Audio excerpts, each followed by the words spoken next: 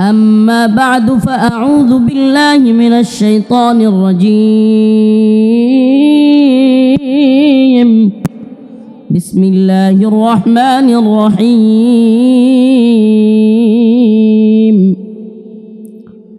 وما لكم لا تقاتلون في سبيل الله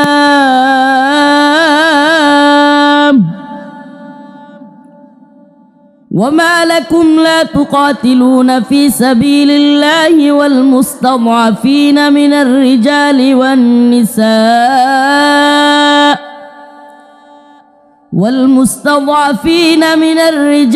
والنساء والولدان الذين يقولون ربنا أخرجنا من هذه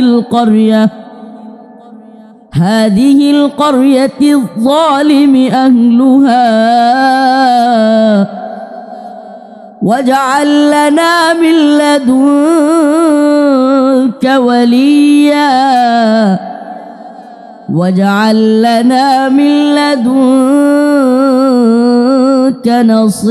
نصيرا صدق الله مولانا العظيم وصدق رسوله النبي الكريم ونحن على ذلك من الشاهدين والشاكرين والحمد لله رب العالمين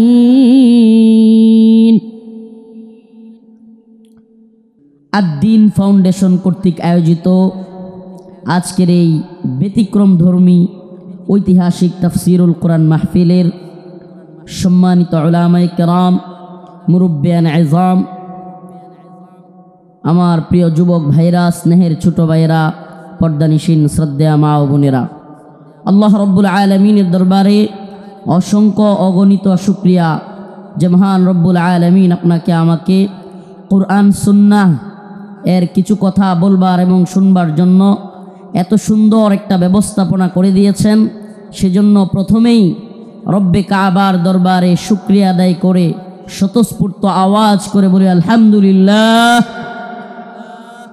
প্রিয় উপস্থিতি, আমি প্রথমে আন্তরিকভাবে জাযাকুমুল্লাহ এবং আন্তরিকভাবে অন্তরের অন্তঃস্থল থেকে কৃতজ্ঞতা জ্ঞাপন করছি, শুকরিয়া আদায় করছি এবং বিশেষ করে আন্তরিকভাবে মুবারকবাদ জানাচ্ছি আমার প্রিয় আঙ্কেল আদ-দ্বীন ফাউন্ডেশনের মহিউদ্দিন আঙ্কেলকে, যিনি এই ব্যতিক্রমধর্মী সুন্দর এক আয়োজন যশোরবাসীকে, বলতে গেলে বাংলাদেশকে উপহার দিয়েছেন।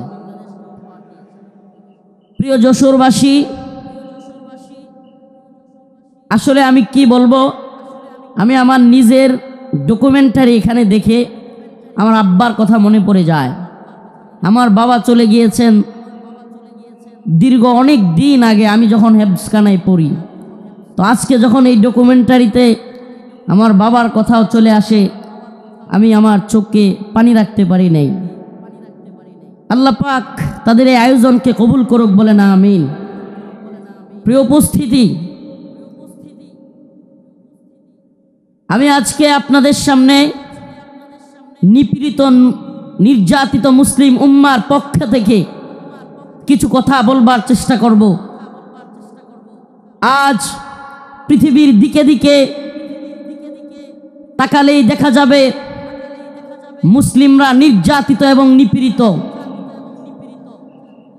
ইসরায়েলে সর্বশেষ ফিলিস্তিনের গাজার মুসলমানদের জন্য যেই হসপিটাল ছিল, সেই হসপিটালটাকেও ইসরায়েলের বর্বর হানাদার বাহিনী বোমা ফেলে, বোমার আঘাতে সেই হসপিটালকেও গুড়িয়ে দিয়েছে। চিৎকার করে ফিলিস্তিনের মুসলমানরা চিকিৎসার জন্য চিৎকার করে দিক বেদিক ছুটোছুটি করছে। ইসরায়েলে গ্রেট ইসরায়েল রাষ্ট্র গঠন করবার জন্য মুসলমানদেরকে তাড়িয়ে এক মহাযজ্ঞ, এক মহা আয়োজন তারা তৈরি করেছে। গ্রেট ইসরায়েল তৈরি করবে। আপনি যদি ভারতবর্ষের দিকে তাকান, পুরো ভারতবর্ষে হিন্দুত্ববাদী ব্রাহ্মণ্যবাদী তাগুতি শক্তি ইসলাম এবং মুসলমানদেরকে মূলোৎপাটন করে, ইসলাম এবং মুসলমানদেরকে তাড়িয়ে দিয়ে এই উপমহাদেশে অখণ্ড ভারত তৈরি করবার এক নীল নকশা, এক মহা আয়োজন তৈরি করে বসে আছে। ও প্রিয় মুসলিম উম্মাহ, আজকের আয়োজন বৃথা হয়ে যাবে। আজকের এই লক্ষ লক্ষ মানুষের জমায়েত বৃথা হয়ে যাবে যদি নির্যাতিত নিপীড়িত মুসলিম উম্মার পক্ষে এই জাগরণ, এই জজবা আমরা যদি কাজে লাগাতে ব্যর্থ হই। খুদার কসম করে বলি, খুদার কসম করে বলি, এই জজখ্যাতি, এই জজবা, এই জনস্রোত কোনো কাজে আসবে না যদি আমরা নির্যাতিত নিপীড়িত মুসলিম উম্মার পক্ষে দাঁড়াতে ব্যর্থ হই। আজ পৃথিবীর দিকে দিকে মুসলমানদের যে চিৎকার, মুসলমানদের যে হাহাকার, মুসলমানদের যে আর্তনাদ, সেটাই যেন কোরআনের সূরাতুন নিসার ৭৫ নম্বর আয়াতে আল্লাহ পাক ফুটিয়ে তুলেছেন। আল্লাহ পাক পৃথিবীবাসীকে জানিয়ে দিচ্ছেন, ওয়ামা লাকুম লা তুকাতিলুনা ফি সাবিলিল্লাহ, ওয়ামা লাকুম লা তুকাতিলুনা ফি সাবিলিল্লাহ ওয়াল মুস্তাদাফিনা মিনার রিজাল ওয়ান নিসাই ওয়াল উইলদানিল্লাযীনা ইয়াকুলুনা রব্বানা ربنا أخرجنا من هذه القرية الظالم أهلها। এই যে রব্বানা, হে আমাদের রব, আখরিজনা, আমাদেরকে বের করেন, আমাদেরকে বের করেন, মিন হাদিহিল ক্বরিয়াতি যালিমি আহলুহা ওয়াল মুস্তাদআফিনা মিনার রিজাল ওয়ান নিসা ওয়াল উইলদানিল্লাযীনা ইয়াকুলুন। এই যে দুর্বল মানুষদের, নিপীড়িত নির্যাতিত মাজলুম মানুষদের আর্তনাদ, শিশুদের চিৎকার, আমাদের মা বোনদেরকে সেই দর্শিতা মায়ের হাজারি, এগুলোই যেন কোরআনের এই আয়াতে আল্লাহ পাক ফুটিয়ে তুলেছেন। আল্লাহ পাক জানিয়ে দিলেন, ও মুসলিম উম্মার যুবকেরা, খাহেসাত পূরণ করার জন্য লক্ষ লক্ষ জমায়েতের মধ্যে তোমাকে বরণ করে নেওয়া, এটা তোমার সাকসেসফুলতা। কিন্তু মনে রাখবা, এই বরণ করে নেওয়া, এই হাজারো লক্ষ জনতা কিংবা এই স্রোত, এই ফ্যান্টাসি, এই সব কিছু যদি তুমি নির্যাতিত নিপীড়িত উম্মার পক্ষে কাজ করতে না পারো, কোনো লাভ হবে না, কোনো ফায়দা হবে না। আমরা যতক্ষণ পর্যন্ত নির্যাতিত নিপীড়িত মুসলমানদের পাশে দাঁড়াতে পারবো, আল্লাহ পাকের ঘোষণা, ইন্নামাল মুমিনুনা ইখওয়া, মুমিন মুমিনের ভাই, মুমিন মুমিনের ভাই। বড় আফসোস লাগে, কষ্ট লাগে, আমরা কিভাবে দাঁড়াতে পারবো অনেকে বুঝি না। অনেকে বলি, হুজুর আমরা সেই ফিলিস্তিনিদের পক্ষে কিভাবে দাঁড়াবো, আমরা কাশ্মীরিদের পক্ষে কিভাবে দাঁড়াবো। আমি বলি, দাঁড়ানোর অন্যতম মাধ্যম হলো ইসরায়েলি পণ্য বয়কট করুন। মানসিকভাবে অন্তর থেকে কষ্ট লাগে, এদের একটু লজ্জা হওয়া উচিত। এজন্য আজকের যেহেতু সুযোগ পেয়েছি, আর দিনের পক্ষ থেকে এই কথাটা বলার পরে আশা করি এদের কিছুটা হলেও লজ্জা হইতে পারে। এরা কারা? ঢাকার শাহজালাল আন্তর্জাতিক বিমানবন্দর, এটাতে আপনি একটা বোতল পানি কিনে পাবেন না ইসরায়েলি পণ্য ছাড়া। এই নির্লজ্জরা, আমি কতদিন বলেছি, ইকুয়েফিনা কিংবা কিনলে ছাড়া তাদের কাছে কোনো পানি নাই। আমাদের জানতে মনে চায়, আমাদের বাংলাদেশি পণ্য ব্যবহার করতে তোদের এত জ্বলে কেন? ইকুয়েফিনা কিংবা কিনলের চাইতে অনেক ভালো মানের পানি হলো মাম। আজকে মাম পানি এয়ারপোর্টে রাখা যায় না। আজকেও আমি হাবেজ শাহ হুজুর, নাজমুস সাকিব সাহেব, আমরা শেষ পর্যন্ত সাধারণ ট্যাপ থেকে পানি খাইছি। কথাগুলো কেন বললাম? নির্যাতিত নিপীড়িত মুসলিম উম্মার পক্ষে আমরা দাঁড়াতে পারবো যখন আমি অন্তর থেকে সেই ব্যথাটা অনুভব করব, যে আমার মুসলিম ভাই আঘাতপ্রাপ্ত হচ্ছে, আমার মুসলিম বোনকে ধর্ষিতা করা হচ্ছে, সেই ব্যথাটা যখন আমার অন্তরে থাকবে, কিভাবে তাদের পাশে দাঁড়াতে হবে সেটা অন্তর থেকেই আপনার মনই সায় দিবে যে এটা করলেই আমি নির্যাতিত নিপীড়িত ভূখণ্ডের প্রতি আমার সহমর্মিতা জানানো হবে। লজ্জা হওয়া উচিত এই এয়ারপোর্ট কর্তৃপক্ষের। আমি আজকের এই যশোর আদ্দিনের প্রোগ্রাম থেকে জানাতে চাই, অনেক দিন বলার পরেও এরা এই ইসরায়েলি পণ্য চেঞ্জ করতেছে না। এমনকি এয়ারপোর্টে এত বড় বড় আলেম উলামারা আসেন, এখানে একটু পানি খাওয়ার ব্যবস্থা নাই যেটা ইসরায়েলি পণ্য ছাড়া। আল্লাহ পাক এদেরকে হেদায়েত দান করুক, বলেন আমিন, বলেন আমিন। প্রিয় ভাইরা আমার, বন্ধুগণ আমার, এই ইসরায়েলি পণ্যের টাকাটা দিয়েই আপনার আমার মুসলিম ভাইয়ের মুসলিম সন্তানের গায়ে গুলি করতেছে কিংবা বোমা ফেলতেছে, এই ইসরায়েলি টাকাটা দিয়ে, এই ইসরায়েলি কোম্পানিগুলো। অতএব আমাদের কি এই পণ্যগুলো বয়কট করা দরকার না? কথা বলেন, দরকার না? মনে রাখবেন, আমরা প্রয়োজনে কষ্ট করব, ট্যাপের পানি খাবো, তবুও ইসরায়েলি পানি খাবো না। আমরা প্রয়োজনে ট্যাপের পানি খাবো, আমরা প্রয়োজনে মিনারেল ওয়াটার যদি না পাই, প্রয়োজনে আমরা ট্যাপের পানি, নর্মাল পানি খাবো, তবুও ইসরায়েলি পানি ব্যবহার করব। এটা একটা উদাহরণ দেওয়ার জন্য বললাম, কিন্তু এমন অনেক সিস্টেম আছে।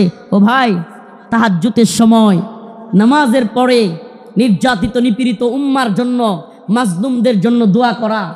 ও মুসলিম উম্মাহ, চিন্তা করে একবার দেখুন, আজকে ফিলিস্তিনের যে অবস্থা, ছোট্ট শিশুকে তার বাবা তার সামনে ছটপট করতেছে, তার ছোট্ট শিশু দৌড়াচ্ছে, কাতরাচ্ছে, ছটপট করতেছে, অথচ বাবা চিকিৎসা দিতে পারতেছে না। একবার ভাবুন না, নিজের সন্তানকে ওই জায়গায় রাখুন, আপনি বাবা হিসেবে আপনার অন্তরটা কেমন লাগবে? আজকে কাশ্মীরের অবস্থা দেখুন, এই ভারতীয় বাহিনী, এই হিন্দুত্ববাদী তাগুতি শক্তি, এই জালেমরা এখন আমাদেরকে হুমকি দেয়, এখন আমাদের গায়ে একটু লাগছে। কিন্তু আপনি কি জানেন, বিশ্বের বড় বড় মিডিয়ার তথ্য অনুযায়ী, রিপোর্ট অনুযায়ী, এটা আমাদের কথা নয়, বিশ্বের বড় বড় মিডিয়ার রিপোর্ট অনুযায়ী এক কাশ্মীরে 10,000 আমাদের মা বোনদেরকে ধর্ষণ করা হয়েছে। কয় হাজার? কথা বলেন না, কয় হাজার? 10,000 আমার আপনার মা বোনকে ধর্ষণ করা হয়েছে এক কাশ্মীরের মধ্যে। প্রিয় মুসলিম উম্মা, আল্লাহ মাফ করুক, আজকে কাশ্মীরের পরিস্থিতি যদি আমার দেশের হয়, আমার বাংলাদেশের হয়, কল্পনা করা যায়? ওরা উৎপত্তি আছে সীমান্তের ওপারে মুসলিমদেরকে নির্যাতন করার জন্য। সাউন্ড যাচ্ছে না? কি বলতেছে এরা? সাউন্ড যাচ্ছে? আজকে ওরা উৎপেতে আছে সীমান্তের ওপারে, আমাদেরকে হুমকি ধমকি দিচ্ছে হিন্দুত্ববাদী দাদাবাবুরা। আসলে আমি প্রায় প্রোগ্রামে বলে থাকি, বিধর্মীদের হাক ডাক, মুসলিমদের বিরুদ্ধে যারা হাক ডাক দেয়, সেই সমস্ত জুলুম জালিমদের হাক ডাক হলো একটা বেলুনের মতো। কিসের মতো? কিসের মতো? বেলুনের মতো, ফটকা। একটা সুই নিয়ে ফুটা করে দিতে পারলেই সব শেষ। সুই নিয়ে ফুটা করে দিতে পারলেই। একটা ছোট্ট উদাহরণ দেই, তাইলে আরো ভালো বুঝবেন। চট্টগ্রামে আমার ভাই সাইফুল ইসলাম আলিফকে শহীদ করে দিল সেনাবাহিনীর উপর, পুলিশের উপর। চিন্ময় দাসকে গ্রেফতার করার কারণে আক্রমণ করলো, কিন্তু যখনই মুসলিমরা চট্টগ্রামে জেগে উঠল, মুসলিমরা জজবা নিয়া, ইমানি জোশ নিয়া রাজপথে নেমে আসলো। আয় সুবহানাল্লাহ। যেই চিন্ময় দাসকে গ্রেফতার করার কারণে, যে চিন্ময় দাসকে গ্রেফতার করার কারণে হাজার হাজার লোক প্রিজন ব্যান আটকায় দিছে, যে চিন্ময় দাসকে গ্রেফতারের কারণে আমাদের এক ভাইকে হত্যা করে ফেলছে, 2-3 দিন যাইতে পারে নাই। ওই যে একটা কথা আছে না, সেনাবাহিনীর কথাটা খুব প্রচলিত হয়েছিল বাংলাদেশে, গোপালগঞ্জেতে সূর্যই উঠেছে, বাকিটা বললাম না। যখনই ওইটা লাগাই দিছে, মুসলিমরাও জায়গা উঠছে। সুবহানাল্লাহ। আগে তো প্রিজন ব্যান আটকায়া মানুষদেরকে হত্যা করে দিচ্ছে, হাই রে তাদের শক্তি, হাই রে তাদের গরম।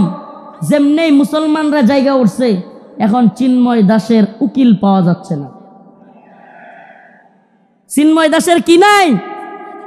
কথা বলেন না, কি নাই? সুবহানাল্লাহি ওয়া বিহামদিহি, সুবহানাল্লাহি ওয়া বিহামদিহি। আপনারা এই বিষয়টা দেখে থাকলে বুঝবেন, এত হাক ডাক, এত কিছু, অথচ এখন চিন্ময় দাসের উকিল পাওয়া যাচ্ছে না। এদের হাক ডাক হলো ওই বেলুনের মতো, যদি সুই নিয়ে খালি ফুটা করে দিতে পারেন তাইলেই যথেষ্ট। এজন্য আমরা বলি, হিন্দুত্ববাদী নরেন্দ্র মোদীকে বলতে চাই, শত শত আলেমদেরকে শেখ হাসিনা তোমাকে খুশি করার জন্য গ্রেফতার করেছিল, অসংখ্য আলেমদেরকে নির্যাতন করেছিল শেখ হাসিনা মোদীকে খুশি করবার জন্য। কিন্তু আমরা জানতে চাই, শেষ পর্যন্ত মোদী কি হাসিনাকে টিকায় রাখতে পারছে? কেন পারে নাই? কারণ এদের হাত ডাক এটা বেলুনের মতো, মুসলমানরা জায়গা গেলে পৃথিবীতে কোনো জালেম টিকতে পারে নাই। শুধু জালেম হাসিনা যায় নাই, আল্লাহ পাক হাসিনাকে পালায়া যাওয়াদের রোল মডেল বানাই দিছে। হাসিনারে কি বানাই দিছে আল্লাহ? পালায়া যাওয়াদের রোল মডেল। বাশার আল আসাদ পালাইছে, মিডিয়ার নিউজ বলতেছে হাসিনা যেমন শেষ 40 মিনিটের একটা ভিডিও বার্তা দিতে চাইছিল, বাশারও নাকি বার্তা দিতে চাইছিল, দিতে পারে নাই। মানে রোল মডেল হয়ে গেছে গা হাসিনা। এখন পালায়া যাওয়াদের কি রোল মডেল। এখন কেউ পালায় গেলে সবাই বলবে হাসিনা মডেলে পালাইছে। কোন মডেলে? কথা বলেন না, কোন মডেলে? আফসোস লাগে, পরিতাপের বিষয়, কষ্টের বিষয়। অনেকে হয়তো আমার মতো আপনারাও চিন্তা করেন, হাজার হাজার মানুষকে গুলি করে মারলো, ছাত্রদেরকে গুলি করলো, স্কুলের মাদ্রাসার ছাত্রদেরকে গুলি করলো, হেলিকপ্টার থেকে গুলি করলো, এদেশের সর্বজন শ্রদ্ধেয় আলেমদেরকে কারাগারে নিয়ে বন্দি করলো, রিমান্ডের নামে নির্যাতন করলো, জুলুম করলো। গতকালকে যে আলেম এখানে আলোচনা করে গিয়েছেন, শাইখুল হাদিসের সন্তান আল্লামা মামুনুল হক দামাত বারকাতুহুমকে দাড়ি ধরে টানাটানি করলো। এদেশের সর্বজন শ্রদ্ধেয় বুজুর্গ আলেম, সকলের শ্রদ্ধেয় মানুষ আল্লামা সাইদি রহিমাহুল্লাহকে কারাগার থেকে হত্যা করে বাহির করলো। এত কিছুর পরেও এই নেত্রী আর এই দলের পক্ষে মানুষ থাকে কেমনি? প্রশ্ন আসে না? প্রশ্ন আসে কি আসে না?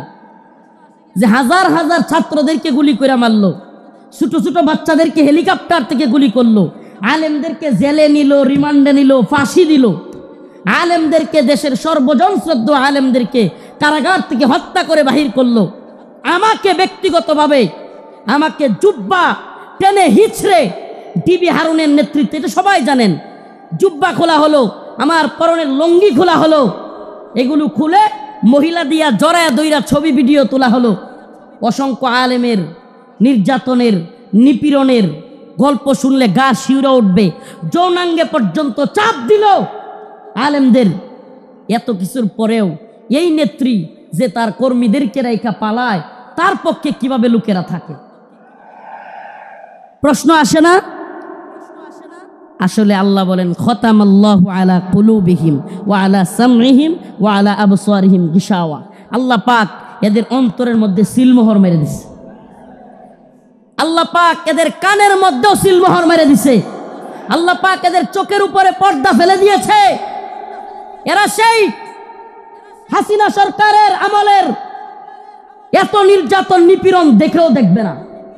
যেমন নির্লজ্জ বেহায়া তার নেত্রী, এমন নির্লজ্জ বেহায়া কর্মী। যেমন নির্লজ্জ বেহায়া তার নেত্রী, যে কিনা ছোট ছোট বাচ্চাদেরকে হত্যা করে, হেলিকপ্টার থেকে গুলি করে, এরপরেও বলে আমি কি অপরাধ করেছি। মানে কত বড় নির্লজ্জ হইলে এই কথা বলতে পারে? এরপরেও কি বলে, আমি কি অপরাধ করেছি। আপনি কোন অপরাধ করেন নাই? প্রশ্ন এটা হইতে পারে যে আপনি কোন অপরাধ করেন নাই, আমাকে এমন একটা অপরাধ দেখান। ও প্রিয় মুসলিম উম্মাহ, বাংলাদেশের বাইতুল মুকাররমে হেফাজতে ইসলামের আন্দোলনে হাসিনার পুলিশ বুট পইরা, জুতা পইরা দেশের জাতীয় মসজিদে আলেমদেরকে গুলি করে নাই? এর চাইতে জঘন্য আর কি হইতে পারে? তা আপনি কোনটা করেন নাই বলেন? আমাদেরকে তাহাজ্জুদের আর এই কোরআন তিলাওয়াতের গল্প শুনাইয়া আপনি কোন আকামটা করেন নাই? প্রিয় মুসলিম উম্মাহ, যশোরবাসী, এই মেসেজ যশোরের মুসলমানদের জন্য নয়, এই মেসেজ, আজকের এই আলোচনা আমার এই দেশবাসীর জন্য আমি রেখে যেতে চাই। আমি আমার কথাগুলো সকলের কানে পৌঁছে দিতে চাই। ও প্রিয় উম্মাহ, প্রিয় জাতি, আমরা চেয়েছি আমাদের অন্তর থেকে আমাদের ছাত্ররা, আমাদের শিক্ষকরা, আমাদের কলামিস্ট, বুদ্ধিজীবী, মুফতি, বক্তা, ছাত্র, সকল শ্রেণী পেশার মানুষ, আমরা চেয়েছি আল্লাহ পাক হাসিনাকে এই ভূখণ্ড থেকে, আমাদের উপর থেকে, জুলুম থেকে বাঁচাক। আল্লাহ পাক আমাদেরকে বাঁচাইছেন কি বাঁচান নাই? তার মানে আমরা মন থেকে সম্মিলিতভাবে চাইলে পাওয়া যায়। পাওয়া যায় কি যায় না? বলেন, পাওয়া যায় কি যায় না? ইন্নাল্লাহা লা ইউগাইয়িরু মা বিকওমিন হাত্তা ইউগাইয়িরু মা বিআনফুসিহিম। আল্লাহ পাক ততক্ষণ পর্যন্ত কোনো জাতিকে পরিবর্তন করেন না যতক্ষণ না সে জাতি নিজেরা পরিবর্তন চায় এবং পরিবর্তন হয়। সুবহানাল্লাহ। তো আমরা পরিবর্তন চেয়েছিলাম, পেয়েছি। পাইছি কি পাই নাই? এখন আমাদের আরেকটা পরিবর্তন দরকার। আমাদের মূল বিজয় সেটা। এ বিজয় আমাদের মূল বিজয় না। এ বিজয় যদি আমাদের মূল বিজয় হইতো, তাইলে আমরা আল্লাহর নবীরে কেউ কটূক্তি করলে, গালি দিলে আমরা এই রায় পাইতাম যে তার শাস্তি হবে মৃত্যুদণ্ড। তার শাস্তি কি? এই ব্যাপারে ইমামগণ একমত। আল্লাহর নবীকে নিয়ে কেউ কটূক্তি করলে, ব্যঙ্গচিত্র করলে তার শাস্তি মৃত্যুদণ্ড। প্রিয় ভাইরা আমার, বন্ধুগণ আমার, আল্লাহর নবীকে সাহাবায়ে কেরাম কেমন ভালোবাসতেন! আল্লাহর নবী সাল্লাল্লাহু আলাইহি ওয়াসাল্লামকে তার সাহাবীরা কেমন ভালোবাসতেন! কাব বিন আশরাফ নামে ইহুদিদের এক নেতা ছিল। নাম কি? কাব বিন আশরাফ, এক ইহুদি নেতা। এত দেহ ছিল, অনেক বড় সড়ো ছিল দেহ, বিশাল দেহের আকৃতির লোক ছিল কাব বিন আশরাফ। বদর যুদ্ধে যখন মুসলমানরা বিজয়ী হয়েছে, কাব বিন আশরাফ কষ্টে তার অন্তর জ্বলে গেছে। বদর যুদ্ধে কাফেরদের বড় বড় নেতা আবু জাহেল সহ নিহত হয়ে গেছে, জাহান্নামে চলে গেছে। কাব বিন আশরাফের কলিজায় জ্বলন শুরু হয়ে গেছে। সে মুহাম্মদ আরবি সাল্লাল্লাহু আলাইহি ওয়াসাল্লামকে নিয়ে বিভিন্ন ধরনের কটূক্তিমূলক কবিতা বানাইছে। তার মহিলা ভাড়া কইরা তাদেরকে দিয়াও রসুলের বিরুদ্ধে বিশুদ্ধার করাইছে। আল্লাহর নবী সাল্লাল্লাহু আলাইহি ওয়াসাল্লাম ডাকলেন, কাব বিন আশরাফ, তাকে হত্যা করতে পারবে এমন কে আছো? সুবহানাল্লাহ বলেন। রাসূল সাল্লাল্লাহু আলাইহি ওয়াসাল্লাম নিজে ডাকলেন, হে আমার সাহাবারা, তোমাদের মধ্যে কে আছে কাব বিন আশরাফকে হত্যা করবে? অথচ আমার নবীর ব্যাপারে অনেকে বলে, রাসূল সাল্লাল্লাহু আলাইহি ওয়াসাল্লামকে কি বলে, যে রাসূল সাল্লাল্লাহু আলাইহি ওয়াসাল্লাম এক গালে মারলে আরেক গাল পাইতা দিতেন। ছোটবেলায় এগুলো শুনতাম, নাউজুবিল্লাহ। রসুলের এক গালে মারবে আর সাহাবায়ে কেরাম বসে বসে দেখবে। ইসলাম সন্ন্যাসী মার্কা ধর্ম না। ইসলাম সন্ন্যাসী মার্কা, সন্ন্যাসীগিরি, গান্ধীগিরি ইসলামে চলে না।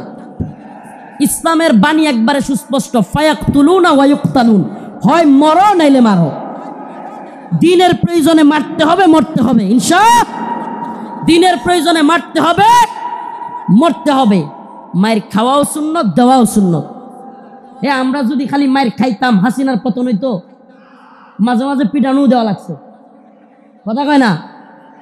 যারা জালিমের পক্ষ নিবে, একটা কথা মনে রাখবেন, মুসলমান ইমানদার, সম্ভবত হযরত আলী রাদিয়াল্লাহু আনহুর কথা এটা, জালেমদের প্রতি সহানুভূতি দেখানো মাজলুমদের সাথে গাদ্দারি। আবারও বলছি, জালেমদের প্রতি উদারতা দেখানো মাজলুমদের সাথে গাদ্দারি। মাজলুমদের সাথে গাদ্দারি করা যাবে? কাব বিন আশরাফ আল্লাহর নবীর নিয়ে কটূক্তি করে। রাসূল সাল্লাল্লাহু আলাইহি ওয়াসাল্লাম বললেন, তোমাদের মধ্যে কে আছে যে কাব বিন আশরাফকে হত্যা করবে? আল্লাহর নবীর এক সাহাবী মুহাম্মদ বিন মাসলামা দাঁড়ায় গেলেন, ইয়া রাসূলুল্লাহ আতুহিব্বু আন তাকতুলাহু? ইয়া রাসূলুল্লাহ, আপনি কি চান আমি তাকে হত্যা করি? রাসূল বললেন, অবশ্যই হ্যাঁ।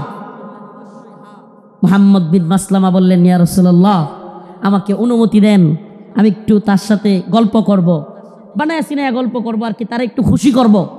ইয়া রাসূলুল্লাহ আমার অনুমতি দেন। আল্লাহর নবী বললেন অনুমতি দিলাম। রাসূলুল্লাহ সাল্লাল্লাহু আলাইহি ওয়াসাল্লামের অনুমতি পেয়ে মুহাম্মদ বিন মাসলামা রাদিয়াল্লাহু আনহু কাব বিন আশরাফের কাছে গেলেন। কাব বিন আশরাফের কাছে গিয়ে আল্লাহর নবীকে নিয়ে যেহেতু বলে আসছেন একটু গল্প করবেন বানায়া সিনায়া, যুদ্ধ মানেই ধোঁকা। আপনি সব কিছু যুদ্ধের ময়দানে শত্রুর বিরুদ্ধে সব কথা বলে দিয়ে আপনি পারবেন না। যুদ্ধ মানেই ধোঁকা, মাঝে মাঝে ধোঁকা দিতে হয়। তো কাব বিন আশরাফরে গিয়া বললেন আমরা তো মুহাম্মদ রে নিয়া খালি জাকাত চায়, খালি জাকাত দিতে হয়, সদকা দিতে হয়, বিপদে আছি মুহাম্মদ রে নিয়া। নাউজুবিল্লাহ। সাল্লাল্লাহু আলাইহি ওয়াসাল্লাম রাসূল সাল্লাল্লাহু আলাইহি সাল্লামের ব্যাপারে কাব বিন আশরাফকে খুশি করার জন্য কাব খুব খুশি হয়ে গেল। আগেই কিন্তু অনুমতি নিয়ে আইছেন, আগেই অনুমতি নিয়েই আসছেন। আল্লাহর নবীর ব্যাপারে বললেন কাব বিন আশরাফকে আমরা তো মুহাম্মদ রে নিয়া বিপদে আছি সাল্লাল্লাহু আলাইহি ওয়াসাল্লাম, কি সদাকা জাকাত দিতে দিতে আমরা শেষ হয়ে যাচ্ছি। কাব কয় কে আগেই কইছিলাম না? খুব খুশি হয়েছে, আগেই তো কইছিলাম। এবার মুহাম্মদ বিন মাসলামা বললেন তোমার কাছে কিছু কর্জা চাই। কি চাই? কর্জা চাই, আমাদেরকে কিছু খাদ্য দাও। কাব বিন আশরাফ বলল দিতে পারি, কিন্তু কিছু বন্ধক রাখতে হবে। আল্লাহর নবীর সাহাবী মুহাম্মদ বিন মাসলামা রাদিয়াল্লাহু আনহু আল্লাহর নবীকে বলে এসেছেন ও পয়গম্বর, ও আমার প্রিয় হাবিব, আমি অবশ্যই অবশ্যই কাব বিন আশরাফকে কতল করব, তবে আমাকে অনুমতি দেন আমি যেন কাব বিন আশরাফের সাথে খুশ গল্প করতে পারি। আল্লাহর নবী বললেন অনুমতি দেয়া হলো। কাব বিন আশরাফকে মুহাম্মদ বিন মাসলামা রাদিয়াল্লাহু আনহু বললেন মুহাম্মদ তিনি তো আমাদের কাছ থেকে বেশি বেশি সাদাকা আর যাকাত নিচ্ছেন, এমত অবস্থায় আমরা তো ফতুর হয়ে যাচ্ছি, কি করা? কাব খুব খুশি হয়ে গেল। কাব বলল আগেই তোমাদেরকে বলেছিলাম মুহাম্মদের পিছনে থাকবা না। এবার কাব বিন আশরাফের কাছে মুহাম্মদ বিন মাসলামা কিছু চাইলেন। সে বলল দিতে পারি, শর্ত হলো কিছু বন্ধক রাখতে হবে। দিতে পারি, তবে শর্ত হলো কিছু বন্ধক রাখতে হবে। মুহাম্মদ বিন মাসলামা রাদিয়াল্লাহু আনহু বললেন ঠিক আছে, কি বন্ধক চাও? কাব বিন আশরাফ বলল তোমার বউরে বন্ধক দাও। নাউজুবিল্লাহ। এটার বডি ছিল অনেক লম্বা উঁচা, বিরাট সাইজের মানুষ। মুহাম্মদ বিন মাসলামা রাদিয়াল্লাহু আনহু বললেন না, তোমার কাছে আমার বউ দেওয়া যাবে না। এবার মুহাম্মদ বিন মাসলামা রাদিয়াল্লাহু আনহু বললেন দিতে পারি, আমার ডাল তলোয়ার এই তরবারিগুলো তোমার কাছে দিতে পারি। এগুলো বন্ধক রাখলেন। বন্ধক রাখার পর কাব বিন আশরাফকে মুহাম্মদ বিন মাসলামা রাদিয়াল্লাহু আনহু বললেন আমি আমার আরো দুইজন সহযোগীকে নিয়ে আসি, তুমি যেই খাদ্য দিবে, তুমি যেই খাবার দিবে, ওই খাবার জিনিসগুলো নেওয়ার জন্য লোক লাগবে। আসলে কি নাউজুবিল্লাহ। তো এইবার কি পাম দিল যে তোমার কল্লার মধ্যে, তোমার মাথার মধ্যে এমন কি সুগন্ধি দাও, এত সুগন্ধি আসতেছে, সুঘ্রাণ আসতেছে। কাব বিন আশরাফ খুশিতে গদগদ হয়ে গেছে, খুব খুশি হয়েছে, পাম দিছে। তো মুহাম্মদ বিন মাসলামা রাদিয়াল্লাহু আনহু বললেন কাব তোমার মাথার থেকে একটু সুঘ্রাণ নেওয়ার জন্য তোমার মাথাটা একটু আমাকে আগায় দিতে পারবা? মানে মাথা থেকে কি নিব? সুগন্ধি নিব। কাব বিন আশরাফ খুশি হয়ে গেল। খুশি হয়ে কাব বিন আশরাফ তার কল্লাটা আগায় দিল। ও যশোরবাসী খুব মনোযোগ দিয়ে শুনবেন, আল্লাহর নবীর সাহাবা মুহাম্মদ বিন মাসলামা যখন কাব বিন আশরাফ কল্লাটা আগায় দিল, সাথে সাথে আল্লাহর নবীর সাহাবী মুহাম্মদ বিন মাসলামা কাব বিন আশরাফের কল্লা এইভাবে পেছায় ধরলেন। সুবহানাল্লাহ। কাব বিন আশরাফের কল্লা পেছায় ধইরা সঙ্গী সাথী থাকা অন্য সহপাঠীদেরকে বললেন কাব বিন আশরাফের কল্লার মধ্যে কূপ দাও। সুবহানাল্লাহ। মুহাম্মদ বিন বিন মাসলামা গলা চাইপা ধরলেন, আর কাব বিন আশরাফকে ওনার সাথীদেরকে বললেন কূপ দাও। আল্লাহু আকবার বলে কাব বিন আশরাফের কল্লা ফেলে দিলেন। ও মুহাম্মদ আরবির উম্মতেরা, সেই জগৎ বিখ্যাত উক্তি শেখ খালিদ আর রশিদ ফাকাল্লাহু আসরার কণ্ঠে কণ্ঠ মিলিয়ে বলতে চাই, ইয়া উম্মতে মুহাম্মদ, ইয়া উম্মতে মুহাম্মদ, আমার নবীকে নিয়ে কটূক্তি করা হবে, আমার নবীকে নিয়ে ব্যঙ্গচিত্র বানানো হবে। আল্লাহর নবীর সাহাবায়ে কেরাম সহ্য করতে পারতেন না। ফরমায়া রাসূলুল্লাহ সাল্লাল্লাহু আলাইহি ওয়াসাল্লাম, ফরমায়া রাসূলুল্লাহ সাল্লাল্লাহু আলাইহি ওয়াসাল্লাম, মান সাব্বা নাবিয়ান ফাকতুলু, আল্লাহর নবীকে নিয়ে যে কটূক্তি করবে, রাসূল সাল্লাল্লাহু আলাইহি সাল্লামকে যে গালি দিবে, তার শাস্তি একটাই। সমস্ত ইমাম একমত, আল্লাহর নবীকে নিয়ে কটূক্তিকারীর শাস্তি ওয়াজিবুল কতল, তাকে হত্যা করা হবে, তার কল্লা থেকে গলাকে আলাদা করে দিতে হবে।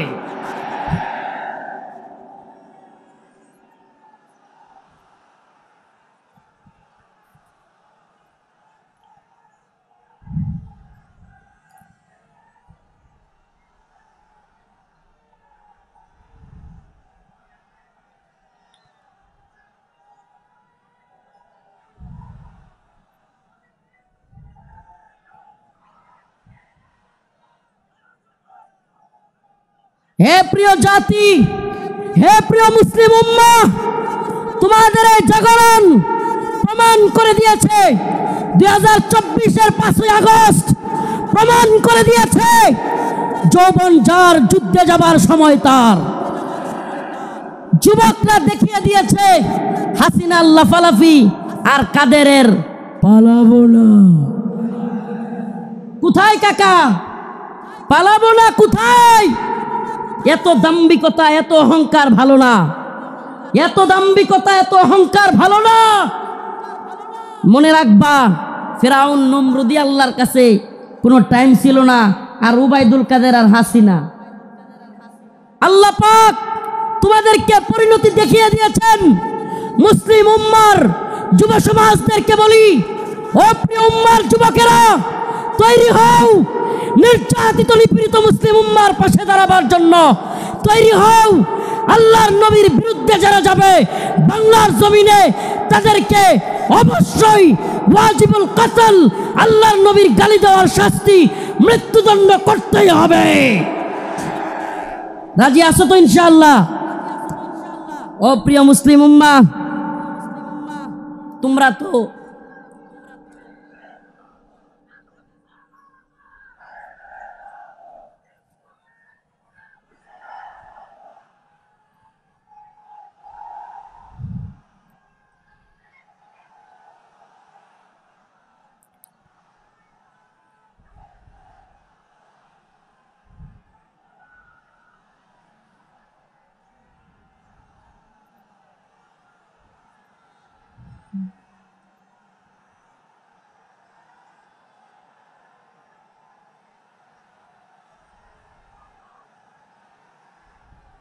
হে প্রিয় মুসলিম উম্মার যুবকেরা, তোমাদের এই দ্বীনি আবেগ, এই দ্বীনি জজবাকে যদি সত্যি বলি, ওয়াল্লাহি বিল্লাহি তাল্লাহি কসম আল্লাহর, এই জজবাকে যদি আমরা কোরআনের পক্ষে কাজে লাগাইতে পারি, তাহলে আর কোনো নতুন সরকার নয়, এই ভূখণ্ডে আমরা কোরআনী শাসন চালু করতে পারবো। আর কোনো তন্ত্রমন্ত্র নয়, তন্ত্রমন্ত্রের দেখা শেষ। আমরা তো এই স্লোগান দিকে দিকে আজ জানিয়ে দিতে চাই, তন্ত্রমন্ত্রের দিন শেষ, কোরআন সুন্নাহর বাংলাদেশ। বলেন না, তন্ত্রমন্ত্রের দিন শেষ, কোরআন সুন্নাহর বাংলাদেশ। সাবিলুনা সাবিলুনা, তারিকুনা তারিকুনা। স্লোগান আজকে একটু ব্যতিক্রম হবে। আমি বলবো, আল্লাহর জমিনে আল্লাহর আইন বাস্তবায়ন ফরজে আইন। বলতে পারবেন? আল্লাহর জমিনে আল্লাহর আইন বাস্তবায়ন ফরজে আইন। হয়তো শরিয়ত, ইম্মা শরিয়া, ইম্মা শরিয়া। হয়তো শরীয়ত, হয়তো আমরা শাহাদাত বরণ করব, না হলে ভূখণ্ডে শরীয়ত প্রতিষ্ঠা করব। কালেমার পতাকা দেখলে যেগুলোর জ্বলে এগুলোর সাবধান করে দিতে চাই। এ ভূখণ্ডে লা ইলাহা ইল্লাল্লাহর পতাকা উড়বেই, আজ হোক কাল একদিন উড়বেই। ইসাবাতান মিন উম্মতি আহরাজাহুম আল্লাহু মিনান নার, ইসাবাতুন তাগজুল হিন্দা ওয়া ইসাবাতু মা ঈসা ইবনে মারইয়াম। রাসূলের ঘোষণা, এই ভূখণ্ডে হিন্দুত্ববাদী ব্রাহ্মণ্যবাদী তাগুতি শক্তির বিরুদ্ধে, দিল্লির বিরুদ্ধে, হিন্দুত্ববাদীদের বিরুদ্ধে আল্লাহর নবী বলেছেন মুসলমানদের একটা গজওয়া হবে, গজওয়াতুল হিন্দ হবে। সেই যুদ্ধে মুসলমানরা বিজয়ী হবে। শুধু বিজয়ী হবে না, দিল্লির সেই মসনদে, দিল্লির সেই লাল কেল্লায় কালেমার পতাকা পথ পথ করে উঠবে ইনশাআল্লাহ, ইনশাআল্লাহ।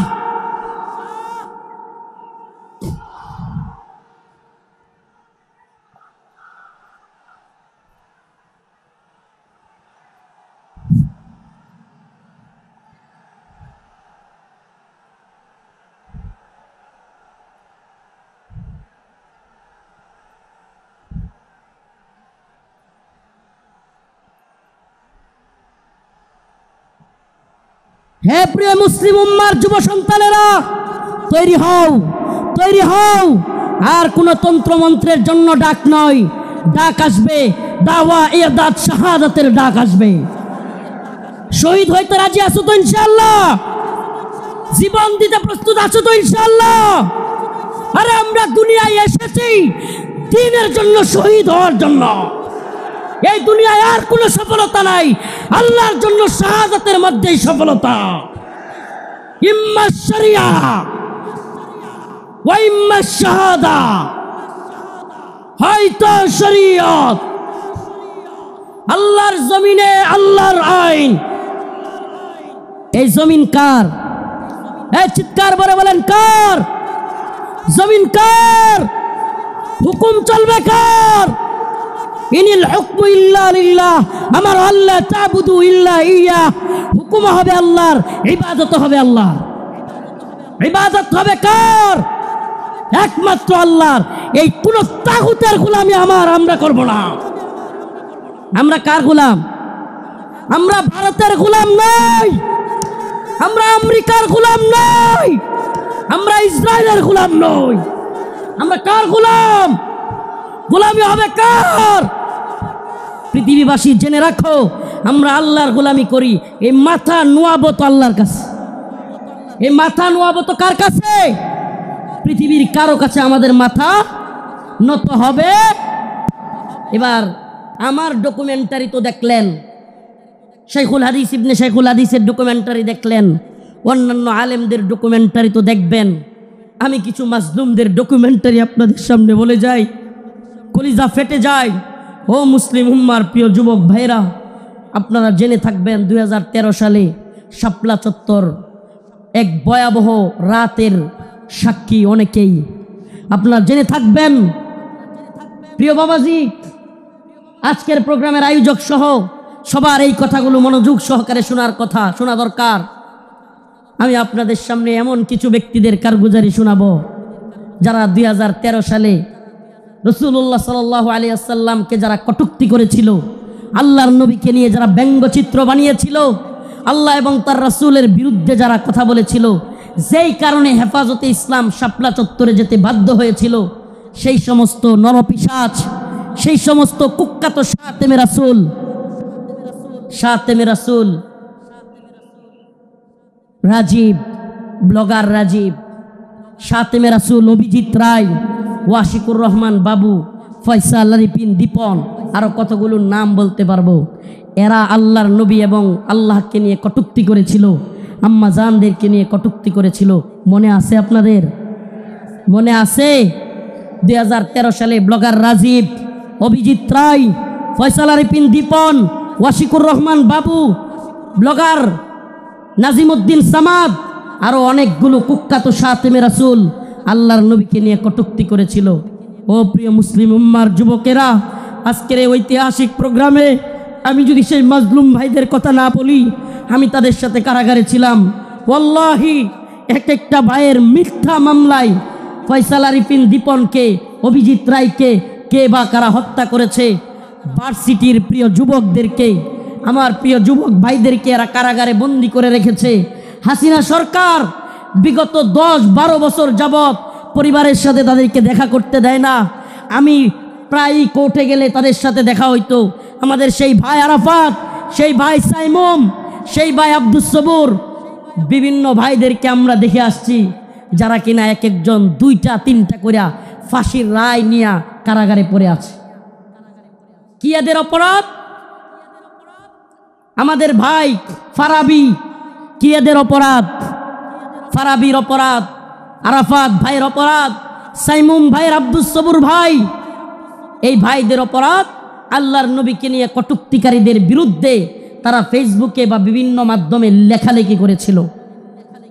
আল্লাহর নবীকে যারা কটূক্তি করেছে তাদের বিরুদ্ধে লেখালেখির কারণে, ও প্রিয় যশোরবাসী, ও প্রিয় আদ-দ্বীনের প্রোগ্রামে থাকা যুবকেরা, অন্তত তোমাদের সেই যুবকদের জন্য কিছু করা দরকার। আজকের এই আদ-দ্বীনের প্রোগ্রামে আমি সেই ভাইদেরকে স্মরণ করি। ওয়াল্লাহি কসম করে বলি, আমি যখন দেখতাম 2টা-3টা ফাঁসি নিয়েও এরা দিব্যি হাসতেছে, তখন আর নিজের মনের মধ্যে কিছুই মনে হইতো না। হ্যাঁ, আমি আর কি, আমার তো আর ফাঁসির রায় হয় নাই, আমার তো ফাঁসির রায় হয় নাই। 2টা-3টা ফাঁসির রায় নিয়ে হাসতেছে, দিব্যি চলতেছে, এদের মনের মধ্যে কোনো কষ্ট নাই। এই যুবকেরা দীর্ঘদিন যাবৎ কারাগারে পড়ে আছে। ও প্রিয় মুসলিম উম্মার যুবকেরা, ও নেতারা, ও বক্তা মুফতি শাইখুল হাদিসরা, আল্লাহর নবীর পক্ষে কথা বলতে গিয়া দীর্ঘদিন যাবৎ তাদেরকে জঙ্গি ট্যাগ দিয়া আজকে কারাগারে বন্দি করে রেখেছে হাসিনা সরকার। এখনো এই ভাইগুলো মুক্তি পাচ্ছে না। ও প্রিয় মুসলিম উম্মার যুবকেরা, আমি জানতে চাই, এরা যদি আমাদের কাউকে জঙ্গি ট্যাগ দিয়া দেয়, এরা যদি আমাদের কাউকে মৌলবাদী ট্যাগ দিয়া দেয়, এরা যদি আমাদের কাউকে রাজাকার বলে ট্যাগ দিয়া দেয়, তাহলে কি আমরা তাদেরকে ভুলে যাব? আমার কথা বুঝতেছেন? জালেমদের একটা কূট কৌশল হলো আলেমদের নামে ট্যাগ দেওয়া, নেম কিলিং, এটাকে বলে নেম কিলিং, ট্যাগ দেওয়া। আল্লামা সাঈদী রাহিমাহুল্লাহকে কষ্ট নিয়ে বলতে হচ্ছে, যখন তিনি জীবিত আমাদের অনেক আলেম ওনাকে নিয়ে কথা বলার সাহস করে নাই, ওনার পক্ষে কথা বলে নাই। কেন বলে নাই? কারণ ওনাকে রাজাকারের মামলা দেওয়া হয়েছে। এখন আমরা যদি ওনার পক্ষে কথা বলি, তাইলে আমাদেরকেও না জানি রাজাকারের মামলা দিয়ে দেয়। আল্লামা জসিমউদ্দিন রহমানী দামাত বারকাতুহুম, হুজুর কারাগারে থাকতেও ওনাকে নিয়েও অনেকে কথা বলে নাই। কেন? কারণ ওনার পক্ষে কথা বললে জঙ্গিবাদী মামলা দিয়ে দিবে। আল্লাহর কসম করে বলি, খুদার কসম করে বলি, আমাদেরকে রাজাকার বলো, জঙ্গিবাদী বলো, মৌলবাদী বলো, আর যাই বলো, আমরা মাজলুমদের পক্ষে কথা বলবই, বলেই যাব। রাজি আছেন তো ইনশাআল্লাহ? আল্লামা সাঈদী রাহিমাহুল্লাহ চলে গিয়েছেন, জসিমউদ্দিন রহমানী হাফিজাহুল্লাহ বের হয়ে গিয়েছেন, কিন্তু ও আদ-দ্বীনের মুসলমানেরা, আজকের এই যশোরের লাখো জনতা, প্রিয় উম্মা, আজকের এই মিডিয়ার মাধ্যমে, সব কিছুর মাধ্যমে আমি জানাতে চাই, আমার ভাইরা আল্লাহর নবীর পক্ষে লেখালেখি করতে গিয়া যারা মামলা খেয়েছে, ফাঁসির রায় লেগে গেছে, আমরা কি তাদের মুক্তি চাই? মুক্তি চাই। আমার ভাইদেরকে 2-3টা করে ফাঁসির রায় দিয়ে বন্দি করে রেখেছে হাসিনা। হাসিনার কাজই ছিল বিভিন্ন জঙ্গি নাটক সাজায়া আলেমদেরকে, তরুণ তরুণ যুবকদেরকে যারা দ্বীনকে ভালোবাসে, টাকনুর উপর কাপড় পরে, এদেরকে ইন্ডিয়ার কথায়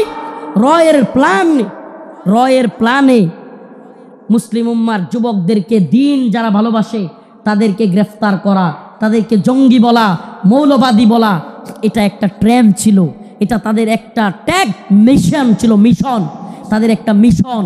এই মিশন আমরা পা দিতে পারি না। আমরা আমাদের ভাইয়ের মুক্তি চাইবই। ঠিক আছে তো ইনশাআল্লাহ?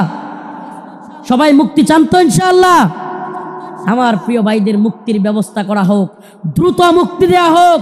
যদি তারা মুক্তি না পায়, খুদার কসম করে বলি, এত বড় বড় বক্তা, এত যশ খ্যাতি মূল্যহীন, মূল্যহীন, মূল্যহীন। আমরা যদি মাজলুমদের পাশেই দাঁড়াতে না পারি, আজকের আলোচনার বিষয় এটাই। ওমা লাকুম লা তুকাতিলুনা ফি সাবিলিল্লাহ ওয়াল মুস্তাদাফিনা মিনার রিজাল ওয়ান নিসাই ওয়াল উইলদানিল্লাযীনা يقولون ربنا أخرجنا من هذه القرية الظالم أهلها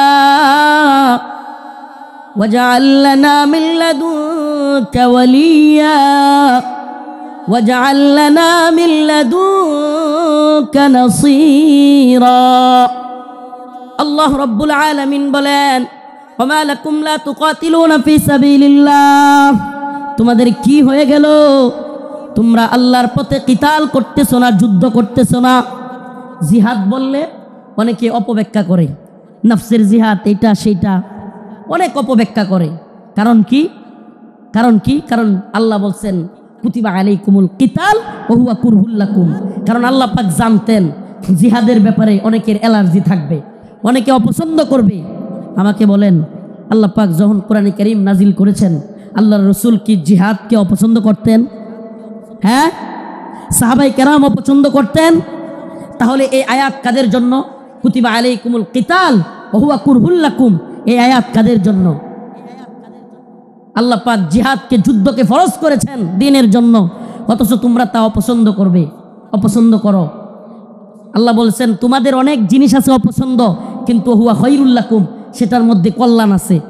আমার তো মনে হয় আল্লাহ পাক, আমার মনে হয় না, এটাই তাফসীর, এটাই ব্যাখ্যা, যে আল্লাহ পাক সেই সমস্ত লোকদেরকে উদ্দেশ্য করে বলেছেন যারা জিহাদকে অপছন্দ করবে। সাহাবায়ে কেরাম জিহাদকে অপছন্দ করতেন না, আল্লাহর নবী আল্লাহর দ্বীনের পক্ষে জিহাদকে অপছন্দ করতেন না। যারা অপছন্দ করে তাদের জন্য এই কথা। অথচ দিকে দিকে মাজলুম, ওমা লাকুম লা তুকাতিলুনা ফি সাবিলিল্লাহ, তোমাদের কি হয়ে গেল? তোমরা আল্লাহর পথে যুদ্ধ করতেছো না। ওয়াল মুস্তাদাফিনা মিনার রিজাল ওয়ান নিসাই ওয়াল উইলদান, দুর্বল নারীরা, দুর্বল বাচ্চারা চিৎকার করে করে বলতেছে ইয়াকুলুনা রব্বানা আখরিজনা, আয় আল্লাহ আপনি আমাদেরকে বের করেন, মিন হাদিহিল ক্বরিয়াতিজ যালিমি আহলুহা, এই ভূখণ্ডের মানুষরা বড় জালেম, ওয়াজআল লানা মিন লাদুনকা ওয়ালিয়া, আপনি আমাদের জন্য অভিভাবক পাঠান, ওয়াজআল লানা মিন লাদুনকা নাসীরা, আপনি আমাদের জন্য সাহায্যকারী পাঠান। মাজলুমদের সাহায্যকারী হইতে রাজি আছি তো ইনশাআল্লাহ? মাজলুমদের সাহায্যকারী হইতে রাজি আছি তো ইনশাআল্লাহ? তাইলে আজকে থেকে ইসরায়েলি পণ্য বয়কট, রাজি আছেন তো ইনশাআল্লাহ? আজকে থেকে যেই সমস্ত মাজলুমরা রসুলের পক্ষে লিখতে গিয়ে, বলতে গিয়ে, আমার ভাই ফারাবি, আমার ভাই আরাফাত, সাইমুম, আমি আমার ভাই বলতেছি, পারলে আমারে মামলা দিয়ে দে, আমার যায় আসে না। তাদের সাথে আমারে মামলা দিয়ে দিলে আমার যায় আসে না, এরা আমাদের ভাই। আমরা অনেকেই সেই গাজী ইলমুদ্দিনের গল্প বলি, ভারতে রঙ্গিলা রাসূল বই লিখেছিল, নাউজুবিল্লাহ, সেই গল্প বলতে পছন্দ করি। কিন্তু বাংলাদেশের গাজী ইলমুদ্দিনরা 2-3টা করে ফাঁসির রায় নিয়ে কারাগারে পড়ে আছে, সেই খবর আমরা কেউ রাখি না। প্রিয় ভাইরা আমার, বন্ধুগণ আমার, মাজলুম উম্মার পক্ষে দাঁড়াতে হবে। আজকের আমার আলোচনার মূল কথা মাজলুম উম্মার পাশে দাঁড়াতে, মাজলুম উম্মার পাশে দাঁড়াতে। ইন্নামাল মুমিনুনা ইখওয়া, মুমিন মুমিনের ভাই। আমার অন্য মুমিন ভাই কষ্ট পেলে আমার অন্তরে আঘাত আসবে। এদেশের কোনো আলেমকে আল্লাহ না করুক জাতীয় আন্তর্জাতিক চক্রান্তের কারণে নতুন করে কেউ যদি, কোনো জালেম যদি এদেশের কোনো আলেমকে আবারও জুলুম করতে চায়, আবারও যদি শেখুল হাদিস আল্লামা মামুনুল হককে, শেখুল হাদিস আল্লামা মামুনুল হক সহ, মুফতি আমির হামজা সহ, মুফতি হারুন ইজহার, এদেশের অনেক বক্তা যারা কিনা কারাগারে ছিল, আবারও যদি সেই সমস্ত আলেমদেরকে কেউ গ্রেফতার করবার দুঃসাহস করে জাতীয় আন্তর্জাতিক চক্রান্তের কারণে, আবারও যদি আলেমদের দিকে কেউ চোখ তুলে তাকায়, কেউ যদি হাত তোলার সাহস করে, সেই হাত ভেঙ্গে ঘুরিয়ে দেওয়ার হিম্মত আছে তো মুসলমান? আছে তো ইনশাআল্লাহ? জাতীয় আন্তর্জাতিক চক্রান্ত চলছে।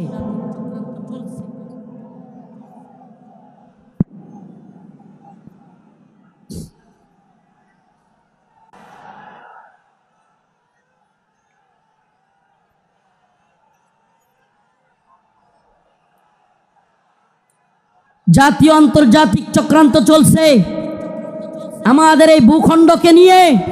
জাতীয় আন্তর্জাতিক চক্রান্ত চলছে। এই চক্রান্তের ডালপালা গভীরে আমরা জাতি হিসেবে সজাগ থাকব। একটা কথা মনে রাখবেন, আগামীকালকে আপনার ঘরে চুরি অথবা ডাকাতি হবে। আপনি যদি আগে ভাগে জানতে পারেন তাইলে আপনি ডাকাতকে কিভাবে আটকাইতে হবে এটা আপনি আরামসে বুঝে যাবেন। সজাগ থাকা খুব জরুরি। আগামীকালকে ডাকাত আপনার বাড়িতে হামলা করবে, যদি ডাকাতকে নিজে সামলাইতে না পারেন প্রয়োজনে আগামীকালকে আসবে জানলে প্রয়োজনে মাইকিং করবেন। ঠিকই ঠিক না? প্রয়োজনে কি করবে? মাইকিং করে হলেও ডাকাত আটকাবে। তো যদি আমরা জানি আমাদের বিরুদ্ধে চক্রান্ত হচ্ছে, হিন্দুত্ববাদী ভারত আমাদের বিরুদ্ধে চক্রান্ত অব্যাহত রেখেছে, এমনকি আমরা শুনতে পাই বর্তমান উপদেষ্টা কমিটিতেও ভারতীয় দালালরা বসে গেছে। এ কথা আমরা শুনতে পাই, বর্তমান উপদেষ্টা কমিটিতে ভারতীয় দালাল ঢুকে গেছে। আমাদের বক্তব্য স্পষ্ট, মোমেন এক গর্তে দুইবার পা দেয় না। মোমেন এক গর্তে দুইবার পা। আমরা আর দুঃখা খেতে চাই না। আমরা আর কোনো জালেমদেরকে, ইন্ডিয়ার গোলামদেরকে বাংলার ক্ষমতার মস্তদে দেখতে চাই না। মাওলানা আব্দুল হামিদ খান বাসানী বলেছিলেন, পিন্ডি ছেড়েছি দিল্লির গোলামের জন্য নয়। কথাটা মনে আছে আপনাদের? রাওয়ালপিন্ডি পিন্ডি ছেড়েছি দিল্লির গোলামির জন্য নয়। অর্থাৎ পাকিস্তানের পিন্ডি ছেড়েছি, ভারতের দিল্লির গোলামির জন্য নয়। আমি বলি পিন্ডি ছেড়েছি, দিল্লি ছেড়েছি, ওয়াশিংটনের গোলামির জন্য নয়। আমরা ওয়াশিংটনের গোলামি করব না। আমরা সমস্ত জাতীয় আন্তর্জাতিক চক্রান্তকে মোকাবেলা করে আমরা স্বাধীন চেতা, আমরা মুসলমান, আমরা স্বাধীন ভূখণ্ডে স্বাধীনভাবে বসবাস করতে চাই। আমরা কোরআন সুন্নাহ অনুযায়ী রাষ্ট্র ব্যবস্থা চাই। রাজি আছেন ইনশাআল্লাহ? ওয়ালাউ আন্না আহলাল কুরা আমানু ওয়াত্তাকাউ লাফাতাহনা আলাইহিম বারাকাতিম মিনাস সামাই ওয়াল আরদ। সুবহানাল্লাহ। আল্লাহ পাক বলেন, ওয়ালাউ আন্না আহলাল কুরা আমানু ওয়াত্তাকাউ লাফাতাহনা আলাইহিম বারাকাতিম মিনাস সামাই ওয়াল আরদ। আল্লাহ পাক বলেন, যদি জমিনের বাসিন্দারা তাকওয়া অবলম্বন করত এবং আল্লাহর আইন মেনে চলতো, তাহলে আল্লাহ পাক বারাকাতিম মিনাস সামাই ওয়াল আরদ, আসমান এবং জমিনের সমস্ত বারাকা খুলে দিতেন। সুবহানাল্লাহ। আল্লাহ পাক সমস্ত বারাকা খুলে দিতেন। এজন্য আমি স্লোগান ধরেছি, আল্লাহর জমিনে আল্লাহর আইন বাস্তবায়ন ফরজে আইন।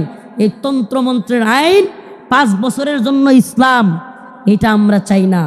আমরা চাই আজীবনের জন্য ইসলাম। ইসলাম কি 5 বছরের সীমায় গণ্ডিতে আবদ্ধ? ইসলাম 5 বছরের সীমান্তে আবদ্ধ নয়। ইসলাম 5 বছরের সীমানায় আবদ্ধ না। 5 বছর ভোট দিয়া নির্বাচিত করে ইসলাম কায়েম। 5 বছর গেলে আবার হয়তো সরে যাইতে হবে। দিন ইসলাম 5 বছরের জন্য সীমাবদ্ধ থাকার জন্য নয়। ইসলাম কায়েম করতে হবে, আল্লাহর জমিনে আল্লাহর আইন বাস্তবায়ন করতে হবে। এটা হবে মুসলিম উম্মার তাড়না, এটা হবে মুসলিম উম্মার প্রেরণা। আমরা হুঁশিয়ার করে দিতে চাই, সাবধান করে দিতে চাই। 2024 সালে হাসিনার পালানোর দৃশ্য দেখা এবং বাংলাদেশে আওয়ামী লীগের অবস্থান দেখা কেউ যদি শিক্ষা না নেন, নতুন করে জুলুম করার চিন্তা ভাবনা, নতুন কইরা কেউ জুলুম করার ভূত কারো মাথায় চাইপা বসে, তাইলে আওয়ামী লীগের পরিণতির জন্য অপেক্ষা করেন।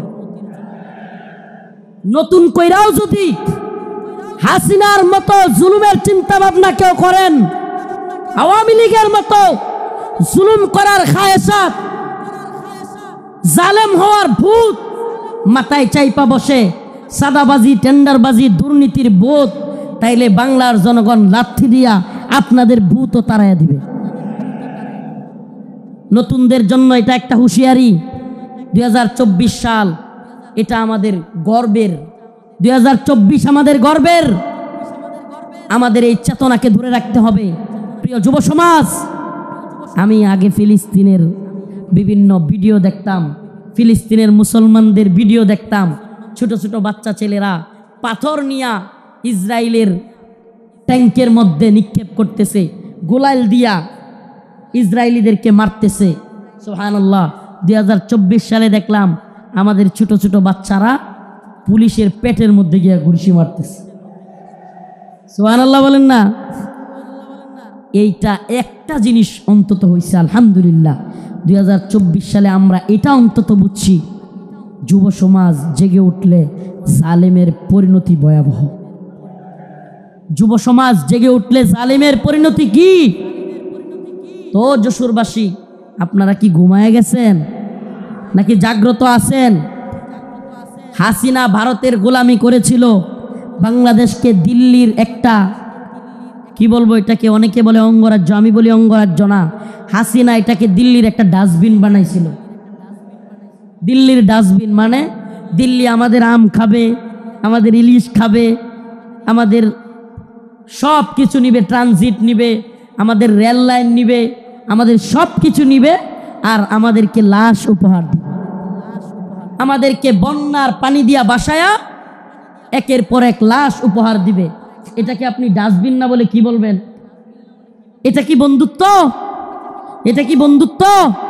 আমি তো বলি, হাসিনা বিগত 16 বছরে বাংলাদেশের সাথে ভারতের যে সম্পর্ক তৈরি করেছিল, যদিও তাদের নেতারা বলেছে অনেকে স্বামী স্ত্রীর সম্পর্ক, আমরা বলি অবৈধ সম্পর্ক, এটা অবৈধ।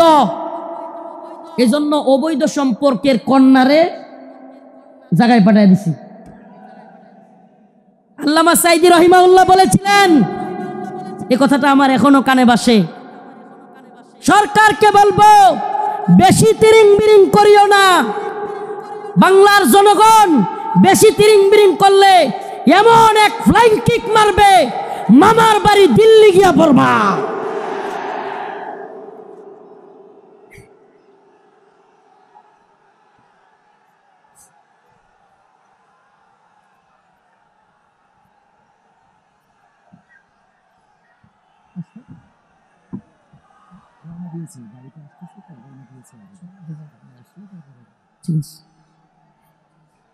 আল্লামা সাইদি রহিমাহুল্লাহ দেখে যাইতে পারেন নাই, কিন্তু আলহামদুলিল্লাহ সাইদি রহিমাহুল্লাহর কথাই বাস্তব হয়েছে।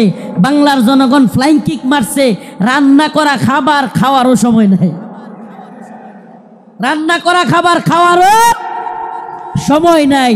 ও প্রিয় মুসলিম উম্মার যুবকেরা, আজকের এই আদ্দিন ফাউন্ডেশন যশোরের আজকের এই অনুষ্ঠান থেকে আমার আখিরি পয়গাম হবে, ও মুসলিম উম্মার যুবকেরা, আমাদেরকে মৌলবাদী বলা হোক, জঙ্গিবাদী বলা হোক, আমাদেরকে রাজাকার বলা হোক, যে কোনো ট্যাগ আমাদেরকে দেয়া হোক, আমরা দ্বীনের পক্ষে ছিলাম, আছি, থাকব। আল্লাহর জমিনে আল্লাহর আইন বাস্তবায়ন হওয়ার আগ পর্যন্ত আমরা থামব না। আমি তো আশাবাদী এই মুসলিম উম্মার জাগরণ। অনেকে বলে হুজুর মাহফিলের প্যান্ডেলে এত মানুষ হইলে লাভ কি? কিছুই তো হয় না। আমি বলি হাসিনার অবস্থা দেখেও বুঝো না? কিছুই হয় না, হয় হাসিনার অবস্থা দেখেও বুঝো না? তোমার কি মনে হয় এই খুঁটা আন্দোলন, এত বিস্ফোরণ, এটা এমনি এমনি হয়ে গেছে? প্রিয় ভাইরা আমার, বন্ধুগণ আমার, একটু যদি আপনি চোখ বুলায়া দেখেন তাইলেই দেখবেন মানুষের মধ্যে 2013 সালের শাপলা চত্বরে নৃশংসভাবে আলেম ওলামাদেরকে, ছাত্রদেরকে গুলি করে মারার সেই যে ভয়াবহ চিত্র অন্তরের মধ্যে, সেটা ছিল কি ছিল না? অসংখ্য আলেমদেরকে গ্রেফতার, রিমান্ডের, নির্যাতনের চিত্র তাদের অন্তরে ছিল কি ছিল না? আল্লামা সাইদি রহিমাহুল্লাহকে কারাগার থেকে হত্যা করে বাহির করার চিত্র, ঢাকায় আল্লামা নূর হোসেন কাসেমি রহিমাহুল্লাহ, আল্লামা সাইদি রহিমাহুল্লাহর জানাজা পড়তে না দেওয়ার দৃশ্য বাংলার যুবকেরা কি ভুলে গেছে? ভুলে যায় নাই। সবগুলো বিষয় একত্রিত হইয়া শেষে যখন সাধারণ ছাত্রদেরকেও গুলি করে হাসিনা মারা শুরু করলো, একটা বিস্ফোরণ ঘটে গেল। ঠিক কি ঠিক না? তো বিস্ফোরণ কোত্থেকে শুরু হয়েছে? সেই আগে থেকে এই বিস্ফোরণ শুরু হয়েছে। এজন্য বলি, প্রিয় মুসলিম উম্মাহ, আপনাদের প্রতি আমার আখিরি পয়গাম, ও আদ্দিনের মুসলমান, আজকের এই যশোরবাসী, খুলনাবাসী, সারা বাংলাদেশ থেকে আগত মিডিয়ার মাধ্যমে সারা দেশে যারাই আমার কথাগুলো শুনবেন, আমার একটা পয়গাম, আখিরি পয়গাম আপনাদের প্রতি। ও প্রিয় মুসলিম উম্মাহ, আমাদেরকে দ্বীনের প্রয়োজনে, আল্লাহর জমিনে আল্লাহর দ্বীন বাস্তবায়নের জন্য, কাফের মুশরিকদের মোকাবেলা করবার জন্য, প্রয়োজন হলে দ্বীনের জন্য ময়দানে শহীদ হওয়ার জন্য তৈরি থাকতে হবে। এটা মনে রাখবেন, শাহাদাতের তামান্না।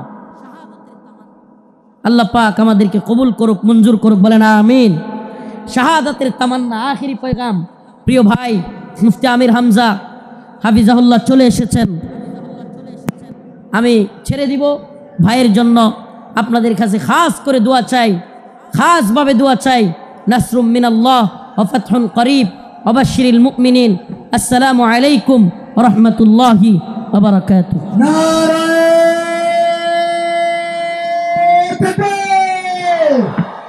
লিল্লাহি তাকবীর। আল কোরআনের আলো